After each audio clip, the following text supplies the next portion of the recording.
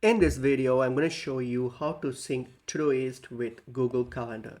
So open up Todoist and log into your Todoist account. And here, click on your account, which is on your top left here, click on it. And then select settings, click on the settings gear and go to your settings.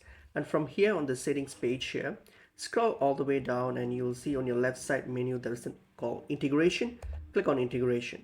And here under integration, select the browse tab here, click on the browse tab, and then here look for Google Calendar. So just look for your Google Calendar, it should show up here, and there you go, that's Google Calendar. Just click on it, okay, and then hit on this add option here, and then this will now start adding your Google Calendar or syncing it to your Todoist. So all you have to do is just click on the Google Calendar and this will now sync it for you. So, and sometimes you might need to authorize with your Google credentials. So it's going to, when you get to this page here, click on connect Google Calendar. Okay, click on the connect Google Calendar option and then select your Google account or your Google credentials that you want to connect it with to.